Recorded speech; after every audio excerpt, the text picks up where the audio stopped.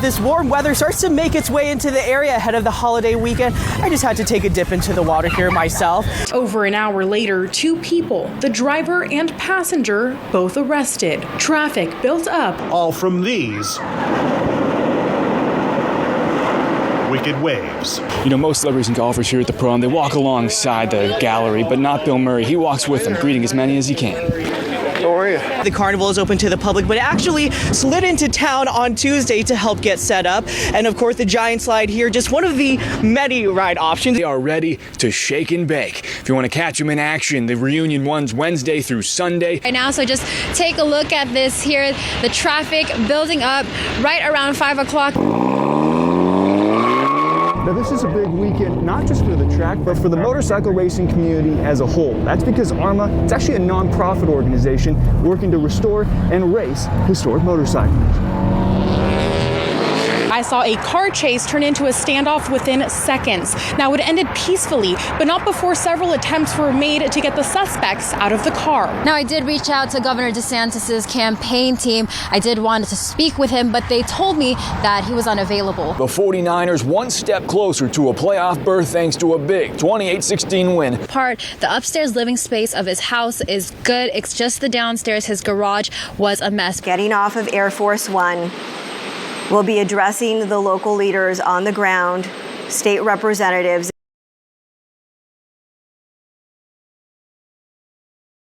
We think we understand what the fire department does, but until you actually get out here and spend a day with them, you really don't understand. Structure fire 827 Abbott Place. Multiple callers. I got smoke showing from 2 different buildings. Each of today's scenarios are representative of what firefighters are faced with every day, almost 18,000 times a year in Salinas. They had a medical emergency scenario where a patient collapsed and became unconscious and suffered a cardiac arrest. Continue CPR. Doing advanced life support, CPR, utilizing some of our new technology in our Lucas devices. We just need to bring him down the stairs, okay? They also participated as a first-in engine crew, going into a dark environment. Victim, victim, victim! Lots of smoke and not being able to see what they were doing, to find a fire and extinguish it, and then rescue a victim. The last scenario they had was simulating how we send crews up to the roof of structures. So they got to experience climbing the ladder, climbing the aerial apparatus, getting onto the roof, and the science behind fire, where that hole needs to be cut to relieve some of that smoke condition inside, make it safer for crews and victims inside. The most difficult thing that I did today was CPR. It's more difficult than it looks. Crawling on my hands and knees with a hose, in smoke, in pitch black, trying to find a victim. We have 2 ladder trucks in Salinas, and it blows my mind that the ladder goes all the way up to 105 feet. And I can say now that I've climbed to the top of the ladder. Today gave me a first-hand experience as to how hard the job is, how mentally challenging it is, and how important it is. You get a new sense of respect for what they do day in and day out. And I think that's part of good governance, is rolling up your sleeves and really trying to figure out what the city needs. Well, any dream of ever becoming a firefighter came true today. All was calm at Seacliff State Beach on Wednesday. The clouds, nice for the birds, and not bad for people on the beach. Everything's already wiped out from last year's. Rick Locke and his 20-year-old dog, Wolfgang, taking a stroll down to the water. He was expecting to see big waves. Just not happening yet today. But soon, that will all change. This beach will see some wicked waves. Here at Seacliff, we're probably actually going to see the tide come up and the waves pushing water all the way across this low-lying area, all the way to the base of the cliff. Byron Kine is a supervisor with State Parks. He's also a lifeguard. He has this warning about what this area is about to encounter. If you happen to get, for any reason, swept out into the water, this is going to be surf that even me as a professional lifeguard, I'm probably not going to go into. It is very big. It's too big for us to handle. But what about surfers? We encourage only expert level surfers and only where they know they can handle it. Everybody else should stay far away from the water tomorrow. The high surf not the only danger. There are still some trees and debris from last year's storms. Those basically become battering rams. We are closing our low-lying beaches, so that includes Natural Bridges, Its Beach, New Brighton, Seacliff, and Rio Del Mar. All of this has folks out here getting ready. Rick says, Hopefully nothing happens bad tomorrow and everybody has fun. Nobody gets washed away. We've been able to bring these green climbers into the fire districts here about a month ago,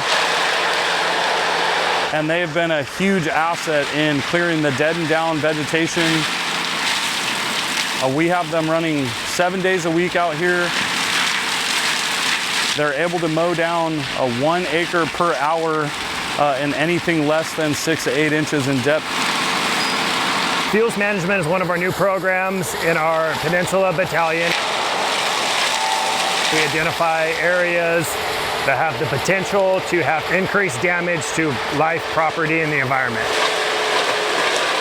Once we identify these areas, we come up with a prescription plan, how we can improve our fire operations, and overall just giving us more options ahead of the game in front of the catastrophic fires.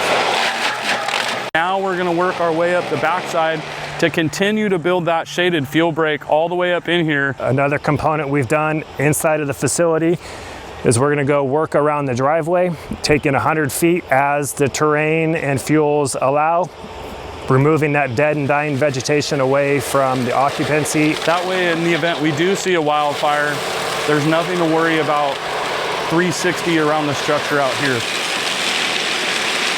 It's mitigating the fuels, it's protecting the folks that we are here to protect.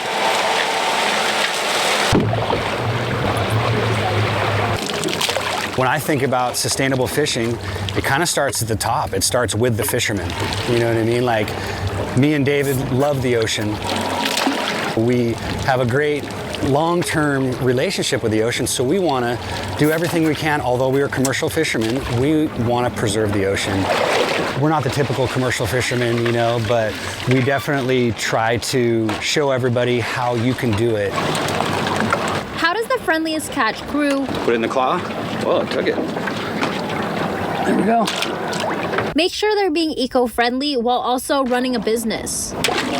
On all our equipment is electric, you know, so we are trying to use everything that's the most efficient and the best for the environment. You know, from our 4-stroke outboard motor, our crab puller. You know, that's a high-speed, you know, really good crab puller, but it's electric. Part of doing sustainable fishing is also using recycled bait. Like this bait here came from H&H Fish Market here in Santa Cruz. They then take this out to catch the crab in this bucket. Just drop it right here. Rockhold also started sharing his ocean adventures on TikTok. You know, we do this thing called the Barnacle Chronicles, and we basically give this crab a little bit of relief, and then we send it home. So you can take the pliers and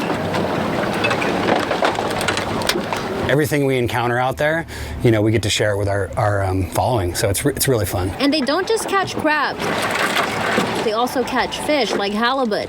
But those aren't the only sea creatures getting caught in their pod.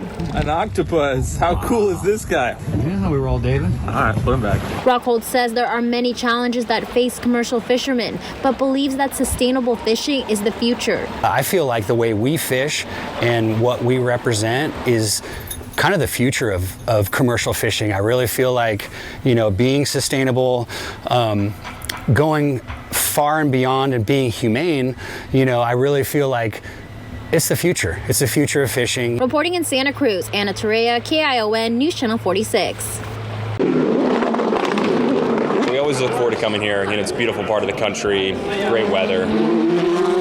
You know, coming from the East Coast where it's been brutally hot, this is a nice change up for us. It's probably the coolest track on the calendar. And now having been resurfaced and being around 4.5 seconds faster than it was last year, it's just brought the light back to this track. A lot of drivers circle the Firestone Grand Prix of Monterey on the calendar, but with a new racing surface, what was once a familiar track now poses new challenges. It's a very different track to last year. You know, it's 4 or 5 seconds quicker, so the way you set the car up, the way you drive it is a total 180 from what it was in the past. So it's a new equation, if you will. With the championship clinch, a new racing surface out here, and warmer temperatures on the way. Drivers are now transitioning their focus to the track record. It's well within reach. In fact, just within Wednesday's test, it's already been broken multiple times. I can guarantee you someone will. May as well be me. Yeah, I think they're like 4 seconds quicker right now, so that's exciting. I think the track record is definitely possible, depending on when we run during the day, what the temperature is, track temperature specifically. It's possible for that record to fall. It's really quick right now with the repave. It's impressive how fast it is. Yesterday in the test, we were 4 seconds clear of what we did in qualifying last year. I certainly think the qualifying lap record here, which is 67.7 or something, is well within reach. Come Sunday, drivers won't be holding anything back. That means it's shaping up to be a wild season finale. Well, it's going to be tight. It's going to be really tight. Yesterday in the test, P1 through P22 or something was within a second, so it's going to be a bit of a wild card to see what happens here this weekend. From WeatherTech Raceway, Laguna Seca, Maxwell Glen, KION, News Channel 46. Cal Fire emergency. Yeah, hi, I'm calling to report a possible vegetation fire. We have a rapid rate of spread, immediate threat to structures and power lines. We do have a mock incident where a 911 phone call was dispatched in. Engine 5534 is on scene at 249 Nito Way. Let's continue all resources and start the CAL FIRE response. The resources on the ground are attempting to put the fire out. Ready for water! Water coming! But the fire is going to continue to grow throughout the day to exercise all the different avenues. In the event we get something like that here that would essentially inundate our initial attack floor in the emergency command center, we would open up our expanded dispatch center here in Monterey and bring these folks in. When we receive that 911 phone call, we start our initial dispatch, which today was a medium wildland dispatch. It included bulldozers, crews, fire engines, and aircraft. Once they get it seen and give us a good size up of what they have going, they can project out and see where this incident is going, which today we're extending into a major incident.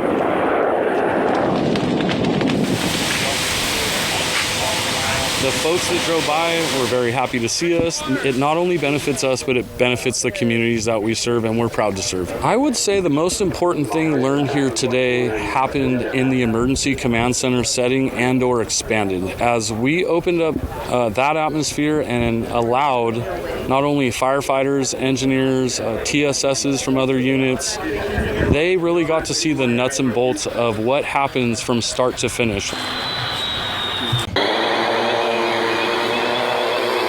3 of our drone teams with CAL FIRE out of Pebble Beach have been on operational flyovers this week. The rain keeps coming down, flooding fields in parts of Monterey County. The Monterey County Water Resource Agency making the necessary repairs to make the levee stronger. State agencies also pitching in. It's allowing us to put these mandatory evacuations in effect a lot further and forecast out, rather than making the decision when the crucial need is for the time to be done. Renan Portier works in Pajaro. He was in San Jose and got a call to come back and get his car because of the evacuation orders that came down. My thoughts were, just get back here as quick as I can. If it keeps on raining like it's been doing, and it doesn't look like it's going to stop for at least another week or two, they say. So, it's kind of crazy.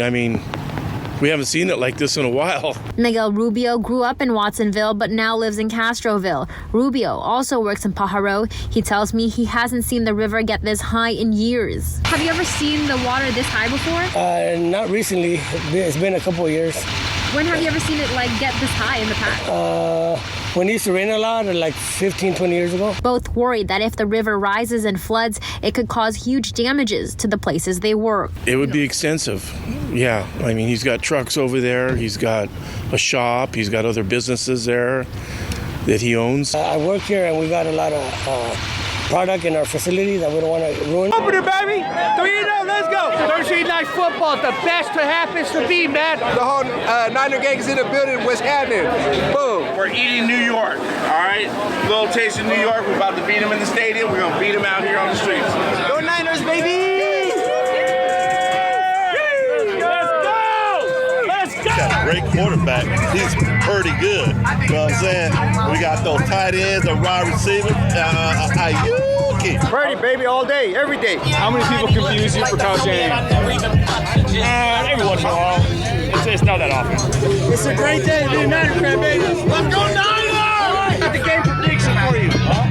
28-10. 28-10. 28-10. Niners are going to win by about 30 points. Yeah, I'm saying 33-3. I'm going to go 31-10. The Niners are going to go 3-0 tonight. We shock the world, be the best team. 3-0. Let's go 49ers. Woo! Bang, bang, baby, bang, bang. Bang, bang, bang. We're gonna go all the way, man. Oh, they're going all the way, baby. All the way. Straight to the top. I mean, no disrespect, but all the way to the top. We out here, we're tailgating, everybody's here at parties. Super electric out here. I mean, you'd see everybody super pumped and having a great time, and it's great to have that camaraderie going into the stadium. Let's go! You just feel the vibe of like people like grilling, you know, getting some drinks, getting their blood pumping for the game. The energy, you know, it's like a drug in a way. We're making some asada, some chicken, a little cebollitas. Gonna grill some oysters, grill some veggies. We're making carne de jugo. This is from Guadalajara, Jalisco. We do it because, like I said, it brings us, unites us. It's sharing the same experience with everybody here. Like, everybody's just live. We all love the same thing. We're all like on the same frequency here, and everybody's just really having a dope time. I mean, the people, the music, what they're playing, how you can bop as you're walking along. I love it. It's super cool walking around, seeing live performance. You know, it's great seeing that live stuff going on. And it's community, so we see people every year. It's really exciting to see family and dance and just have a good time. That's right, 49er fans. Make some noise. We're out here, it feels like family, you know, we're all family. Just fun, camaraderie. I've known a lot of these people for 20, 25 years. All this, the community is right here. Everybody coming around and just giving it up. I'm in heaven.